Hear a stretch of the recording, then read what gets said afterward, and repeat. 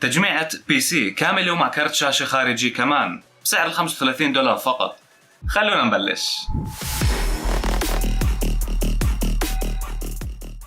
السلام عليكم ورحمة الله، كيف الشباب؟ شو الأخبار؟ وفيديو اليوم زي ما شفتوا الحلقة الثالثة من سلسلة تحديات التجميعات. هالسلسلة بنعمل فيها تحديات تجميعات من اسمها. اكتبوا لي بالكومنتات إذا بدكم أي تحدي بأي بادجت معينة، وحتى مش شرط تجميعة بي سي، أي تحديات بتتعلق بالتقنية وبالتحديد بالبي سي. وزي ما حكينا هالتجميع راح تكون بقيمة $35 فقط. راح ننزل عليها نظام وألعاب ونعمل بنشمارك وكل إشي بالتفصيل. فبدون أي تأخير أعطينا زر اللايك، اشترك بالقناة إذا مش مشترك، فعل جرس التنبيهات جدا مهم، شارك الفيديو مع صاحبك حتى يستفيد. وخلينا نبلش باستعراض القطع. ونبدأ أول إشي بالمعالج. المعالج اللي اخترته اللي هو البنتيوم 4. معالج جيد للألعاب الخفيفة، يعني ما بدي أحكي لك ممتاز ولكنه بسعره اللي هو فقط $5. اشتريته أنا $10 مع البورد ومروحة التبريد الخاصة فيه، فمعالج يعني يعتبر جيد بفئته السعرية اللي هي فقط $5 مع مروحة التبريد الخاصة فيه. طبعا بيجي هالمعالج على سوكت LGA 775، بيجي بسرعة 3.4 جيجا هرتز. فسوكت هالمعالج جيد جدا اللي هو LGA 775، بحكم انه في كثير معالجات يعني افضل منه، ولكن اكيد يعني ممكن تلاقيها بسعر أعلى شوي، وتوفرها ممكن يكون أقل من البنتيوم 4 مثل الكورت كواد، أو في كثير معالجات يعني على هالسوكت بتقدم أداء قوي يعني نوعا ما على فئتها السعرية. يعني معالج مثل هيك صدر بال2005، فبيجي على دقة تصنيع 90 نانومتر، وبيجي أحد النواة يعني فيه بس نواة واحدة فقط. فراح نشوف كيف أداؤه مع النظام مع الألعاب. متحمس صراحة. ننتقل للقطعة اللي بعدها معنا واللي هي أكيد البورد. البورد إجباري أن نختار بورد على سوكت LGA 775، وزي ما حكيت لكم هاي البورد إجت هي والمعالج ومروحة تبريد المعالج بقيمة $10. فالمهم المذر بورد اللي إجت معه اللي هي الجيجا بايت GA 945 GCM S2L. أوكي، بورد بسيطة جدا قديمة، فيها منافذ زي ما بتشوفوا يعني اللي بنحتاجها وزيادة كمان، وبس يعني فيش مواصفات كثير أحكيها، يعني مش راح أشرح مثلا عن VRM الموجودة وإلى آخره، يعني تجميعة كثير بسيطة. بالمناسبة هاي مروحة التبريد اللي اجت مع المعالج. حرفيا هاي مروحة التبريد انا شايفها افضل من مراوح انتل بالاجيال الحالية صراحة. يعني شوفوا الهيت سنك قديش سمكها، يعني بصراحة مبينة حتى جودة تصنيعها افضل. ما علينا، ننتقل الان لكارت الشاشة، واللي معظمكم بتساءل ايش راح يكون. وكارت الشاشة اللي راح يكون معنا من نيفيديا واللي هو 8500 GT، وزي ما بنشوف نسخة التبريد من XFX. فصراحة عجبتني هون الدوك تاجز الموجودة. اوكي، بيجي على فيرام 1 جيجا بايت وDDR2 طبعا، فإشي قديم يعني كثير. برضو صراحة جدا متحمس كيف راح يكون أداؤه بالألعاب. هل راح يكون زبالة ولا راح يعطينا فريمات يعني جيدة ومقبولة؟ وبالمناسبة سعر هالكارت هو $10. أما الآن فخلينا ننتقل للرامات. والرامات راح يكون معنا من شركة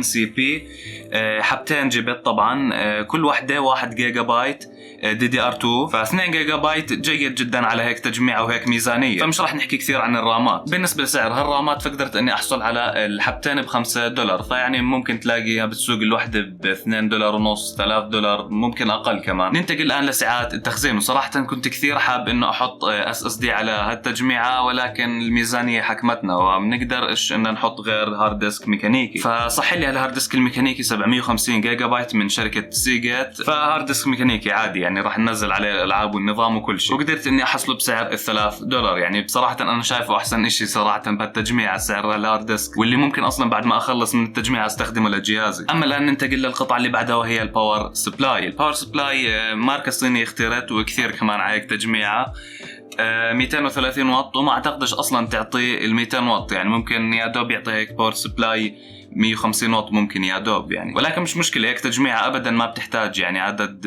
واتس عالي. فقدرت اني احصل على هيك باور سبلاي بسعر $3 فقط. ننتقل الان للكيس. وبتقدر انك ما تشتري كيس اصلا وتحطه باي اشي زي عملناها تجميعة $5 اذا بتتذكروا، حطيناها ببوكسة خضرة، فيعني عادي مش مشكلة. ولكن انا قدرت اني احصل مثل هيك كيس $2 من نفس المحل اللي اشتريت منه القطع، فاعطاني اياه يعني بسعر $2. وانت ممكن تعمل نفس الاشي بالضبط. وكمان عشان راح نحط معجون حراري للمعالج، فاخترت هاي المعجون الحراري كان موجود عندي، يعني خسارة صراحة أنا أحط Z4 من ديب كول على هيك تجميعة، بس مش مشكلة يعني أنت حط أي معجون حراري صيني موجود، يعني ممكن سرنجة كاملة بتاخذها $0.5.